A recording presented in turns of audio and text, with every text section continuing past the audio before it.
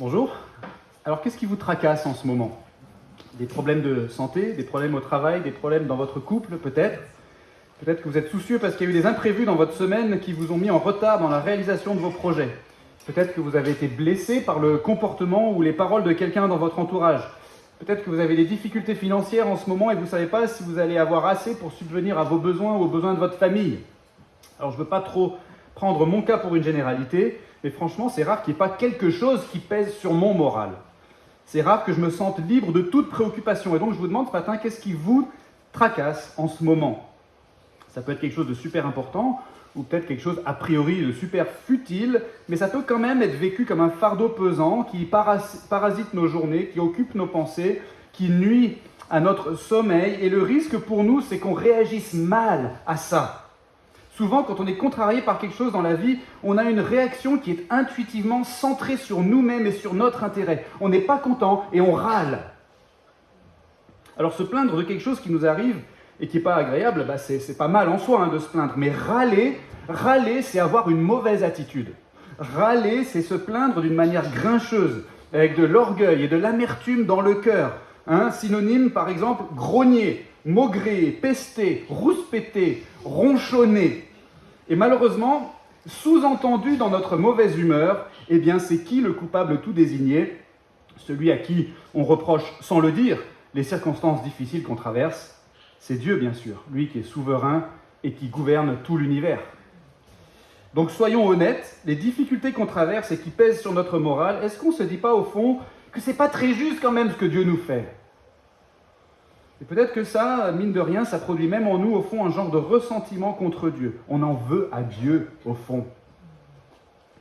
Et si je vous dis tout ça ce matin, c'est parce que le passage de la Bible qu'on va regarder dans un instant, c'est un passage qui va nous inviter à remettre nos épreuves en perspective. C'est un passage qui veut nous faire réfléchir à notre posture face aux épreuves ou dans les épreuves et nous aider à avoir la bonne posture. Alors, on va poursuivre ce matin notre étude du livre des Juges. Là, on s'était arrêté la semaine dernière. On est encore dans le tout début du livre et même dans la partie du livre qui sert de prologue. L'auteur est en train de nous donner en fait des éléments de contexte, il est en train de planter le décor, il est en train de nous donner les clés pour pouvoir comprendre le récit qu'il va faire ensuite. Et là, dans le passage qui va nous intéresser ce matin, il va vraiment nous donner en quelque sorte la moralité de tout le livre des Juges. Le but de ce livre, c'est quoi? C'est qu'on se regarde dans le miroir et qu'on fuit vers Jésus-Christ. Qu'on se regarde dans le miroir et qu'on fuit ensuite vers Jésus-Christ. Ça, ce sera le thème de toute notre étude de ce livre qu'on appelle le livre des Juges. Mais pour ce qui nous concerne plus précisément ce matin, il faut qu'on se rappelle que les gens qui reçoivent ce texte à l'origine, c'est un texte très ancien, un texte de l'Antiquité, eh bien, les gens qui reçoivent ce texte à l'origine, ce sont les Israélites qui vivent alors à peu près 1000 ans avant Jésus-Christ, en terre promise, mais qui n'ont pas la jouissance paisible et complète de toute la terre promise, parce que dans cette terre promise, à cette époque-là, il y a encore des peuples étrangers qui sont méchants et hostiles au peuple d'Israël. Et donc ces Israélites, ils se disaient peut-être, non mais franchement, on est en terre promise maintenant depuis l'époque de Josué, c'est-à-dire depuis au moins 300 ans, mais c'est toujours la galère. Il y a toujours ces Cananéens, ces Hittites, ces Amoréens, ces Phérésiens, ces Éviens, ces Yébousiens qui nous cassent les pieds. Finalement, cette soi-disant terre promise, c'était peut-être un cadeau empoisonné. C'est pas très juste ce que Dieu nous fait, finalement. Vous voyez, ces Israélites étaient tentés de murmurer contre Dieu et de râler. Mais l'auteur de notre passage leur raconte leur passé pour les inciter à remettre leurs épreuves présentes en perspective et leur permettre de corriger leur posture face à ces épreuves. Tout le message de ce texte, pour eux comme pour nous aujourd'hui, vous allez le voir, c'est le suivant. Rappelle-toi qui tu es, qui est Dieu et où tu vas. C'est ça qui va nous aider à avoir la bonne posture dans les épreuves plutôt que de râler et de murmurer contre Dieu. Et en fait, ça c'est aussi le plan de ma prédication ce matin. Rappelle-toi qui tu es, c'est-à-dire un pécheur, quelqu'un qui a le mal profondément ancré dans son cœur. Deuxièmement, rappelle-toi qui est Dieu, c'est-à-dire le Dieu juste et saint, mais qui est aussi infiniment riche en bonté, en patience et en grâce. Et troisièmement, rappelle-toi où tu vas, c'est-à-dire que tu es en chemin, un chemin d'apprentissage et de préparation pour le paradis, si tu es un croyant. Lisons le texte, vous allez voir que ça va nous donner une description générale, en quelque sorte, de cette époque de l'histoire d'Israël qu'on appelle la période des Juges, une période qui commence à la mort de Josué, celui qui avait conduit les Israélites au début de la conquête de la terre promise, une période qui commence donc à la mort de Josué et qui va durer à peu près 300 ans. Notez bien les éléments de ce texte qui nous parlent d'un côté du cœur de l'homme et d'autre part du cœur de Dieu. Lisons ce texte dans le livre des Juges, donc ça se trouve dans l'Ancien Testament, vers le début, vous voyez, de l'Ancien Testament, la partie de la Bible écrite avant la naissance de Jésus. On va lire au chapitre 2 à partir du verset 6 et on lira jusqu'au chapitre 3, verset 6. C'est un résumé donc de cette période caractéristique de l'époque de l'histoire d'Israël qu'on appelle la période des juges. Josué envoya le peuple et les Israélites allèrent prendre possession du pays, chacun dans son héritage. Le peuple servit l'Éternel tout le temps de Josué et tout le temps des anciens qui survécurent à Josué et qui avaient vu toutes les grandes œuvres que l'Éternel avait accomplies pour Israël. Josué, fils de Nun, serviteur de l'Éternel, mourut âgé de 110 ans. On l'ensevelit dans le territoire de son héritage, à Timnath-Hérès, dans la montagne d'Éphraïm, au nord de la montagne de Gash. Toute cette génération fut elle aussi réunie à ses ancêtres décédés, et il s'éleva après elle une autre génération qui ne connaissait pas l'Éternel ni l'œuvre qu'il avait accomplie pour Israël. Les Israélites firent alors ce qui est mal aux yeux de l'Éternel, et ils rendirent un culte au Baal. Ils abandonnèrent l'Éternel, le Dieu de leur père, qui les avait fait sortir du pays d'Égypte, et ils se rallièrent à d'autres dieux d'entre les dieux des peuples qui les entouraient. Ils se prosternèrent devant eux, et ils irritèrent l'Éternel. Ils abandonnèrent l'Éternel, et rendirent un culte à Baal et aux Astartés. La colère de l'Éternel s'enflamma contre Israël. Il les livra entre les mains de pillards qui les pillèrent, il les vendit entre les mains de leurs ennemis d'alentour, et ils ne furent plus capables de tenir devant leurs ennemis. Chaque fois qu'ils se mettaient en campagne, la main de l'Éternel était contre eux pour leur faire du mal, comme l'Éternel l'avait dit, comme l'Éternel le leur avait juré. Ils furent ainsi dans une grande détresse. L'Éternel suscita des juges qui les sauvèrent de la main de ceux qui les pillaient. Mais ils n'écoutèrent pas même leurs juges, car ils se prostituèrent à d'autres dieux et se prosternèrent devant eux. Ils se détournèrent bien vite de la voie qu'avait suivie leur père qui obéissait au commandement de l'Éternel. Ils agirent tout autrement. Lorsque l'Éternel leur suscitait des juges, l'Éternel était avec le juge et les délivrait de la main de leurs ennemis pendant tout le temps du juge, car l'Éternel avait pitié de leurs gémissements devant ceux qui les opprimaient et les tourmentaient. Mais à la mort du juge, ils se corrompaient de nouveau plus que leur père, en se ralliant à d'autres dieux pour leur rendre un culte et se prosterner devant eux, et ils n'abandonnaient rien de leurs agissements, ni de l'endurcissement de leur conduite. Alors, la colère de l'Éternel s'enflamma contre Israël, et il dit « Puisque cette nation a enfreint mon alliance que j'avais prescrite à ses pères, et puisqu'ils n'ont pas obéi à ma voix, moi non plus je ne déposséderai plus devant eux aucune des nations que Josué laissa quand il mourut. C'est ainsi que je mettrai par elles Israël à l'épreuve, pour savoir si oui ou non ils s'appliqueront à suivre la voie de l'Éternel comme leurs pères s'y sont appliqués. » Et l'Éternel laissa en repos ces nations sans se hâter de les déposséder. Il ne les avait pas livrées aux mains de Josué. Voici les nations que l'Éternel laissa en repos pour éprouver par elles Israël, tous ceux qui n'avaient pas connu toutes les guerres de Canaan.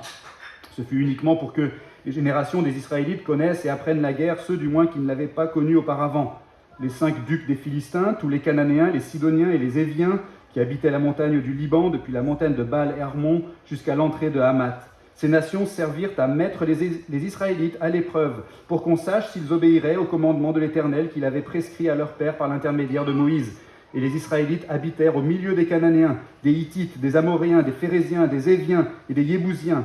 Ils prirent leurs filles pour femmes, donnèrent à leurs fils leurs propres filles et rendirent un culte à leur Dieu. Voici pour la lecture de la parole de Dieu. Avant d'aller plus loin, je vais prier. Seigneur, merci beaucoup pour ta parole. Aide-nous maintenant, s'il te plaît, par ton Saint-Esprit, à comprendre ce que tu veux nous dire, ce que tu veux nous apprendre. Et aide-nous à le croire et à le mettre en pratique. T'en prions au nom de Jésus. Amen.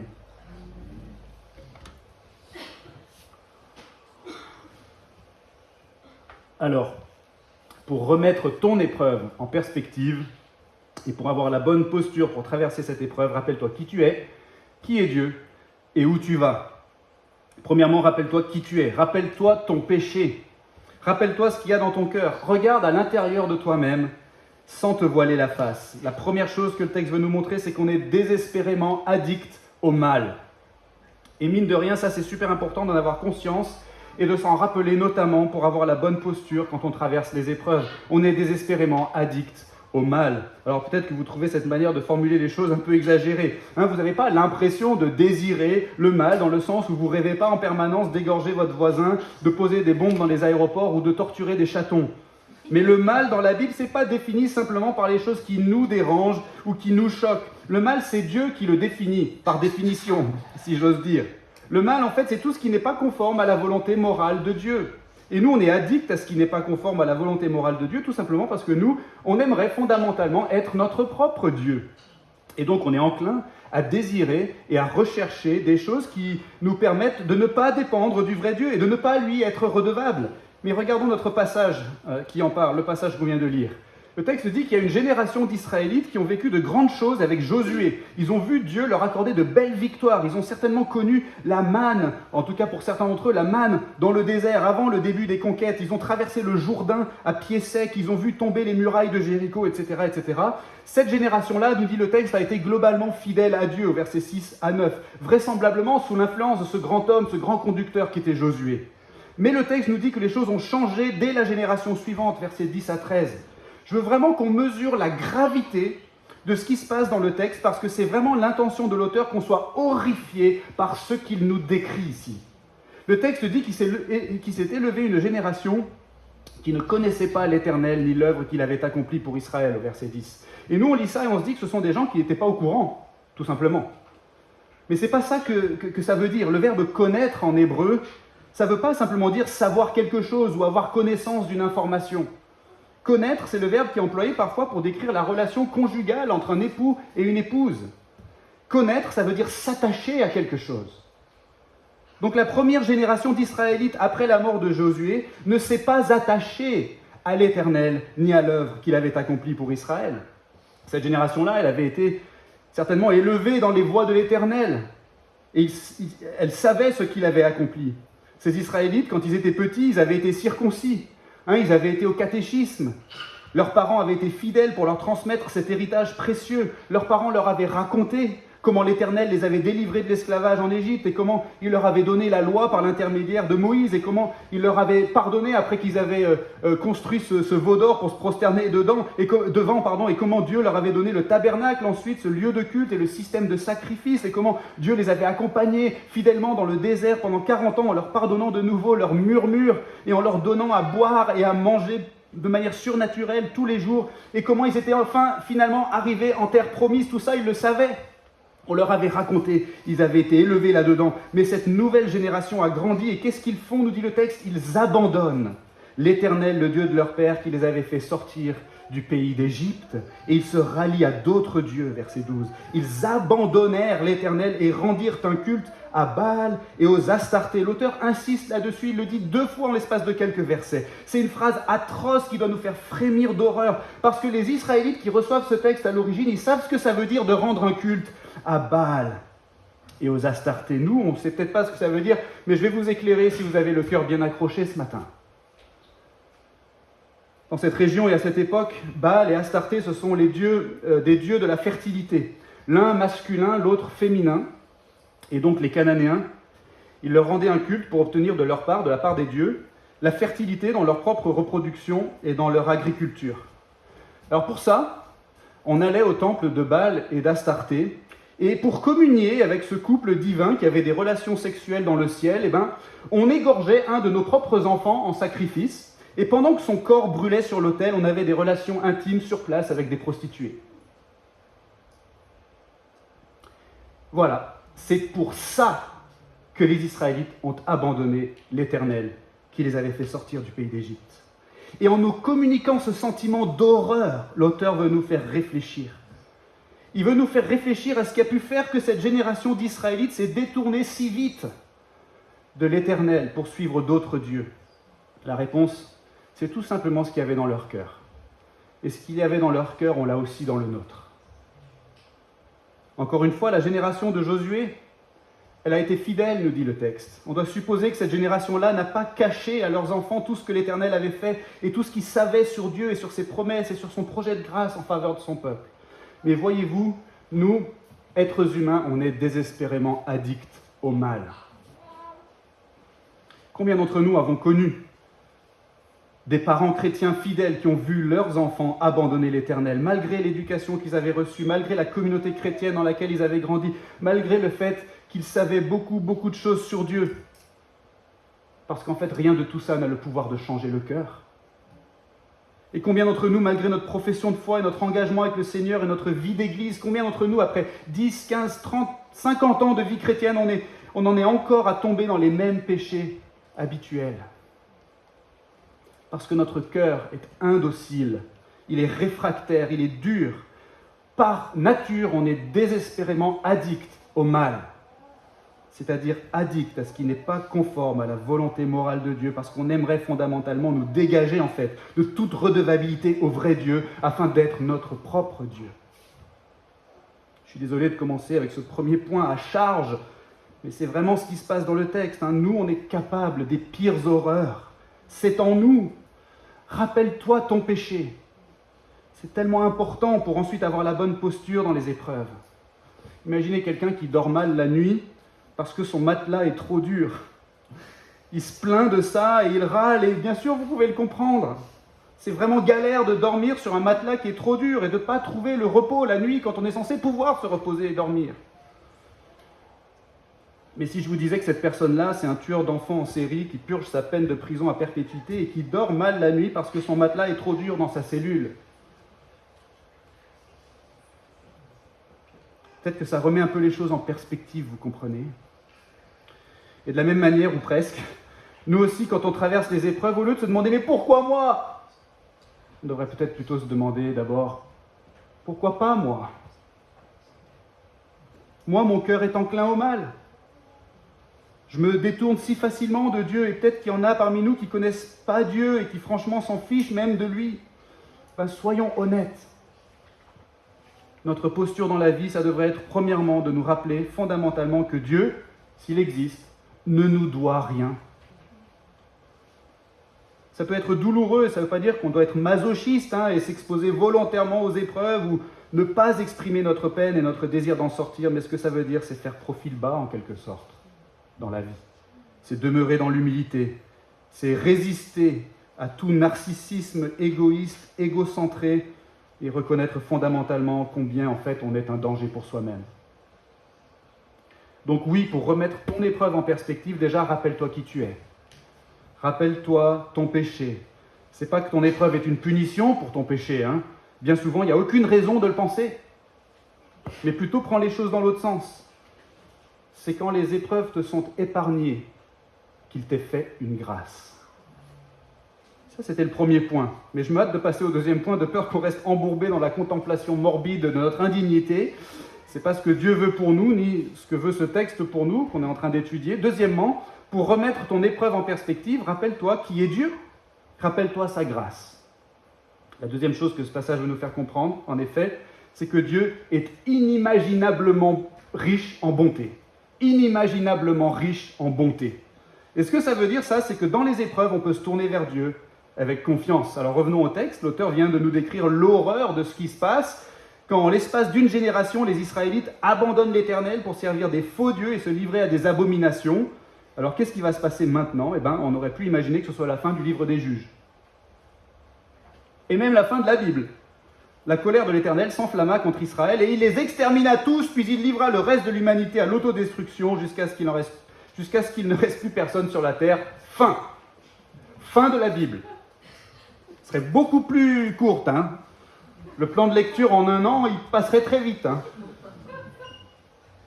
Non, c'est pas ça ce qui se passe. Et justement, quand on lit la suite et qu'on voit que Dieu va livrer le peuple d'Israël à l'hostilité des peuples environnants, à des pillards et à des ennemis, quand on lit que la main de l'Éternel était contre eux pour leur faire du mal, verset 15, on pourrait se dire que Dieu est vraiment dur, vraiment sévère, vraiment inflexible. Dieu, il est juste et saint, donc il est en colère et il châtie son peuple, et on s'imagine que Dieu est super énervé et qu'il est furieux et que son intention, c'est de faire souffrir les Israélites pour les punir, pour qu'ils comprennent leur douleur. Mais, en réalité, ce n'est pas du tout la teneur de ce passage, si on y prête attention. Oui, la colère de l'Éternel s'enflamma contre Israël, c'est ce qui est marqué, mais Dieu n'est pas un humain pour se mettre en colère comme nous. La colère de Dieu, c'est tout simplement le déploiement de sa justice contre le mal. Dieu exerce sa justice contre le mal commis par les Israélites. Mais est-ce que vous avez remarqué ce qui se passe dans le texte ? Dès qu'il est dit que les Israélites se retrouvent dans une grande détresse, versets 15 et 16. Tout de suite, qu'est-ce qui est marqué ? L'Éternel suscita des juges qui les sauvèrent. Les juges, ce sont des genres de héros, généralement des guerriers ou des chefs de guerre, qui vont se lever pendant cette période pour gagner des batailles contre les ennemis du peuple d'Israël, d'où le titre du livre, le livre des juges, et on aura l'occasion de découvrir l'histoire d'une douzaine de juges au fil des pages qui vont suivre. Donc Dieu a voulu conduire les Israélites à la détresse, non pas pour se venger, non pas pour se satisfaire de leur souffrance, mais pour les corriger en vue de les ramener à lui.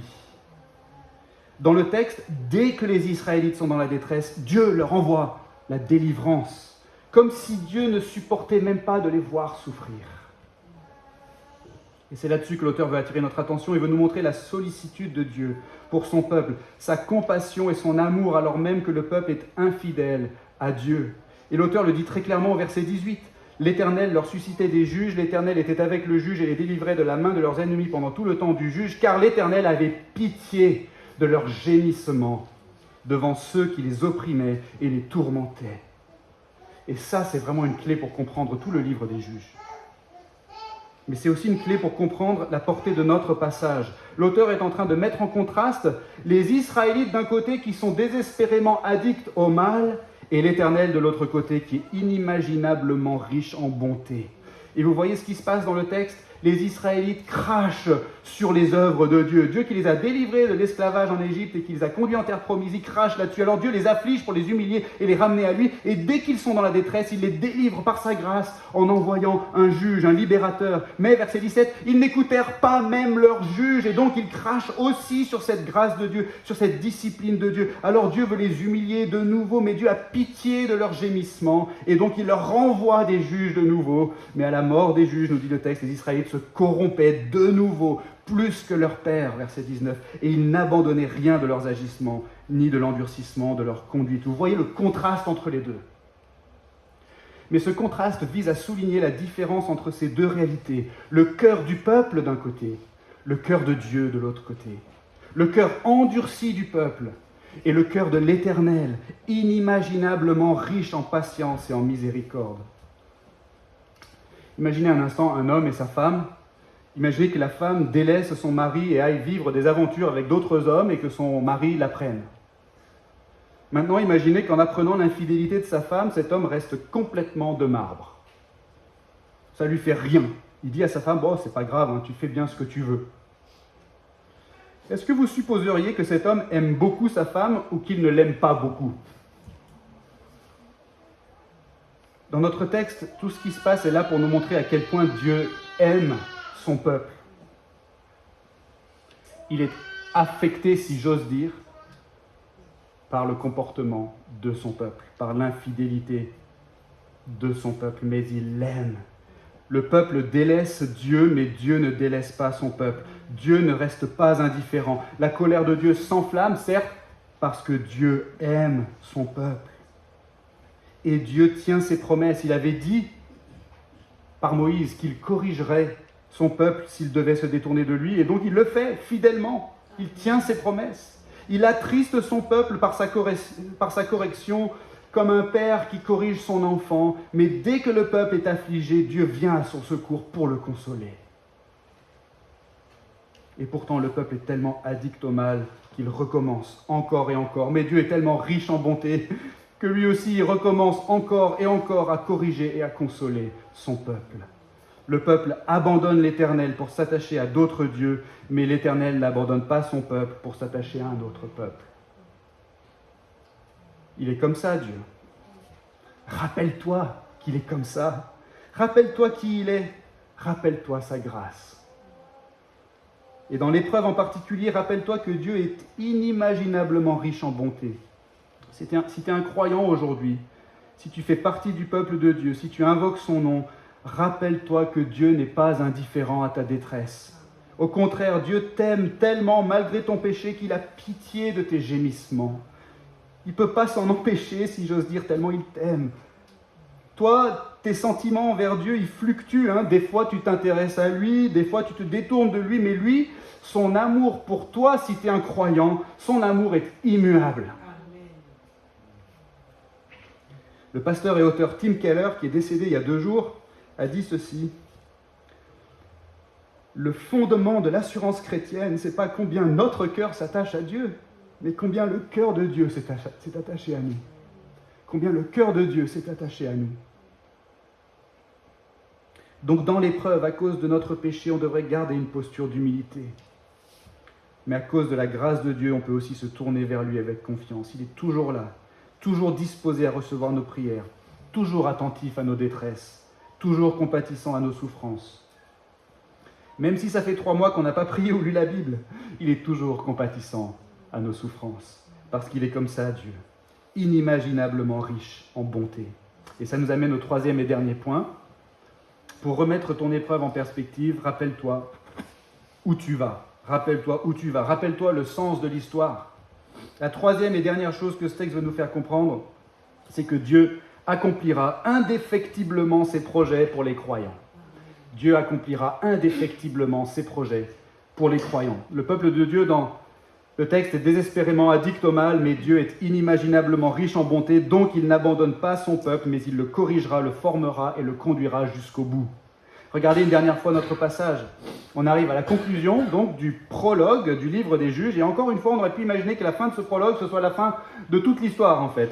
Le peuple d'Israël a craché sur les œuvres de Dieu, il crache sur les juges, il crache sur la miséricorde de Dieu, mais Dieu, au lieu d'exterminer ce peuple ingrat, décide à la place, verset 23, de simplement laisser en repos les nations méchantes qui occupaient la terre promise et que les Israélites devaient normalement chasser du territoire. Le texte nous dit que Dieu ne va pas les déposséder, ces nations, en tout cas pas tout de suite. Il ne va pas se hâter de les déposséder, nous est-il dit dans le texte, ces nations qui étaient encore là après la mort de Josué. Et le but nous est expliqué dans le texte. Pourquoi Dieu fait ça? C'est pour mettre Israël à l'épreuve. Il le dit 3 fois. C'est pour voir si oui ou non ils s'appliqueront à suivre la voie de l'Éternel, comme leurs pères s'y sont appliqués. Une référence ici à la génération de l'époque de Josué. Ce que le texte nous fait comprendre, c'est que Dieu va poursuivre fidèlement l'éducation de son peuple réfractaire.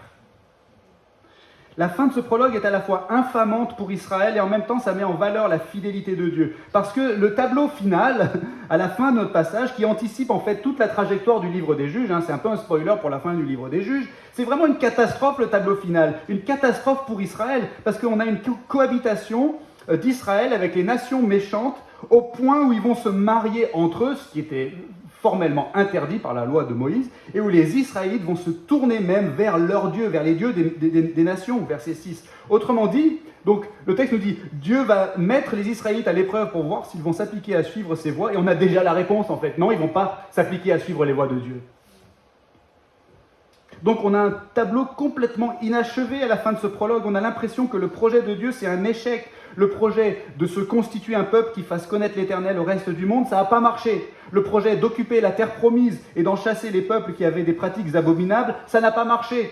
L'idée d'envoyer des juges pour réformer le peuple et le pays, ça n'a pas marché. Dieu a conclu une alliance avec un peuple qu'il s'était choisi, mais ce peuple se montre incapable de demeurer fidèle à cette alliance. C'est une catastrophe pour Israël, vous comprenez, mais il y a une chose qui demeure. Il y a une chose qui demeure. Les promesses de Dieu. Dieu, lui, ne change pas. Et parce que Dieu ne change pas, ses promesses ne changent pas. Son alliance ne change pas. Ses promesses ne changent pas. Et donc, si on se met à la place des Israélites, quelques siècles plus tard, qui reçoivent ce texte, d'accord ? Les premiers destinataires de ce livre des Juges, ils voient ces autres peuples qui sont encore là, autour d'eux, en terre promise, au moment où ils reçoivent ces textes, ils voient ces autres peuples et qui leur causent tellement de difficultés, donc les Cananéens, les Hittites, les Amoréens, les Phérésiens, les Éviens, les Yébousiens, et puis ils se disent, ok, en lisant ce texte, on comprend pourquoi ils sont encore là, ces gens-là, et pourquoi on souffre de leur présence. C'est parce qu'on a le cœur enclin au mal et que Dieu, au lieu de nous exterminer, alors qu'il aurait très bien pu le faire, au lieu de nous exterminer, il a voulu au contraire nous corriger et nous former. Il veut nous mettre à l'épreuve. Son projet demeure. Son alliance est irrévocable. La présence de nos ennemis, en fait, ce n'est pas le signe de la cruauté de Dieu envers nous. C'est le signe de la patience de Dieu envers nous. Et la question qu'on doit se poser dans cette situation, se disent les Israélites, c'est est-ce que nous, maintenant, 300 ans plus tard, on va accueillir la discipline de Dieu ? Est-ce qu'on va lui faire confiance? Est-ce qu'on va chercher sa face? Ou bien est-ce qu'on va continuer à lui être infidèle comme nos ancêtres? Qu'est-ce qu'on va apprendre de cette épreuve? Est-ce qu'on va s'appliquer à suivre la voie de l'Éternel? Ou bien est-ce qu'on va continuer de suivre d'autres dieux? Et nous, aujourd'hui, on a encore plus de recul que les Israélites qui ont reçu ce texte en premier. Nous, on est extrêmement avantagés, en fait, parce que nous, on peut regarder en arrière dans l'histoire et voir comment Dieu a tenu ses promesses en faisant des choses qu'il n'avait pas encore faites à l'époque des juges ou à l'époque où les Israélites reçoivent en premier ce texte. Nous, on peut voir à quel point Dieu a été fidèle à son peuple et jusqu'où il est allé pour délivrer son peuple de ce qui l'opprimait et le tourmentait, malgré le cœur endurci du peuple et son addiction au mal. Dieu a tellement aimé son peuple, il a eu tellement pitié de ses gémissements, il a tellement compati à la grande détresse de son peuple que Dieu s'est approché lui-même de son peuple par Jésus-Christ comme juge ultime pour gagner la victoire ultime et communiquer la délivrance ultime à son peuple. Jésus a été le juge ultime parce qu'il est venu combattre l'ennemi ultime du peuple de Dieu, qui est le mal qui habite dans notre cœur. Jésus a pris ce mal sur lui et il en a supporté la peine sur la croix où il est mort à la place des croyants. Comme ça, il a délivré les croyants de la peine de leurs péchés, de façon à ce qu'on puisse être réconcilié avec Dieu pour toujours. Mais ce n'est pas tout. Jésus est aussi le juge ultime parce que lui n'est pas resté mort. Le troisième jour, il est ressuscité et donc il est le juge vivant à jamais. Notre texte nous dit au verset 19 qu'à la mort du juge, ils se corrompaient de nouveau plus que leur père. Mais notre juge à nous, notre libérateur, il est vivant et il nous défend perpétuellement dans le ciel. Il est notre médiateur et il intercède pour nous sans relâche. Intercéder, ça veut dire qu'il prie en notre faveur, il plaide pour nous sans relâche. Il est présent même avec nous tous les jours jusqu'à la fin du monde parce qu'il a déversé en nous son esprit qui vit en nous et qui nous a scellés pour le jour de la rédemption. Et l'Esprit de Jésus, qui est l'Esprit de Dieu, qui est le Saint-Esprit, qui est la troisième personne de la Trinité, nous a fait naître de nouveau spirituellement, si on est croyant, et il a vivifié et transformé notre cœur, et il a gravé la loi de Dieu sur notre cœur, et il dispose notre cœur à aimer Dieu et à suivre ses voies. Et tout ça, ce sont des choses que Dieu a promises à son peuple dans ce qu'on appelle, en théologie, la nouvelle alliance, c'est-à-dire tout simplement à travers la personne et l'œuvre du Messie, qui est Jésus-Christ. En gros, Dieu a promis d'accomplir pour son peuple tout ce qu'il attendait de son peuple. Et nous, on regarde en arrière et on voit la personne et l'œuvre de Jésus-Christ et on peut se dire la même chose que ce que Jésus lui-même a proclamé sur la croix au paroxysme de son agonie. Tout est accompli. Donc ce matin, à cause de tout ce que je viens de dire et à cause de tout ce que la Bible nous explique, en plus de ce qu'on a dans le livre des juges, ce matin, on a encore plus de raisons de faire confiance à Dieu, plus de raisons que n'en avaient les Israélites de cette époque-là. Et si effectivement votre foi est en Jésus ce matin, alors vous pouvez être certain d'avoir pour toujours la faveur de Dieu. Il ne vous abandonnera jamais. Et il est en train d'œuvrer en vous pour vous faire grandir. Vous n'êtes pas encore arrivé à destination, mais vous êtes sur un chemin où Dieu va vous corriger, vous former et vous conduire fidèlement jusqu'à la ligne d'arrivée. Et grâce à Jésus, on peut avancer sur ce chemin avec une assurance incroyable parce qu'on est parfaitement en sécurité. Dans ton épreuve, rappelle-toi où tu vas. Rappelle-toi le sens de l'histoire. Dieu accomplira indéfectiblement ses projets pour les croyants. Oui, il y a encore de l'adversité ici-bas, même après la venue de Jésus, le juge ultime. Pourquoi ? Parce qu'on attend encore notre délivrance finale qui arrivera à la toute fin de l'histoire. Mais en attendant, on est équipé pour traverser les épreuves. En introduction, on parlait du risque et de la tentation qu'il y avait pour nous de réagir mal aux difficultés, c'est-à-dire d'avoir une réaction centrée sur nous-mêmes et sur nos intérêts, et de râler, de pester, de ronchonner, peut-être même en faisant des reproches sous-entendus à Dieu. Et ça, c'était la tentation aussi pour les Israélites qui étaient confrontés au quotidien à ces peuples hostiles qui leur cassaient les pieds chaque jour. Mais le message de ce texte, comme on l'a vu, c'est qu'on devrait remettre nos épreuves en perspective afin de corriger notre posture. Rappelle-toi qui tu es, qui est Dieu et où tu vas. On est méchant, mais Dieu est bon. Et si on a la foi en Jésus, on va au paradis. Finalement, ce n'est pas très compliqué. Mais c'est ça qui doit conditionner fondamentalement notre posture dans la vie. C'est encore Tim Keller, le pasteur récemment décédé, là, il y a 2 jours, qui a dit ceci concernant les croyants. Il dit, je cite, « Ce que l'Évangile nous apprend, c'est qu'on est à la fois bien plus vicié et coupable qu'on l'aurait jamais imaginé, et en même temps bien plus aimé et approuvé qu'on l'aurait jamais espéré. » Si on médite sur ces vérités qui nous viennent des Saintes Écritures, si on garde nos yeux fixés sur Jésus, si on s'encourage les uns les autres, si on demeure solidaires dans la prière et dans la communion fraternelle pour ne pas mettre en oubli cette incroyable espérance qu'on a en tant que chrétiens, et on a besoin les uns des autres pour cela, eh bien ça va nous aider à traverser les épreuves avec une attitude totalement différente en fait. On ne va pas faire semblant que tout va bien quand ça ne va pas bien, mais nos lamentations, au lieu d'être centrées sur nous et sur nos intérêts, elles vont être centrées sur Dieu et sur ses promesses.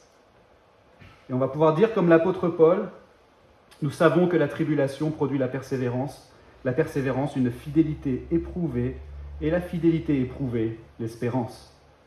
Ou comme l'apôtre Jacques, dans un texte sur lequel Stéphane a prêché il n'y a pas très longtemps, la mise à l'épreuve de votre foi produit la patience. Mais il faut que la patience accomplisse une œuvre parfaite, afin que vous soyez parfaits et accomplis et qu'il ne vous manque rien.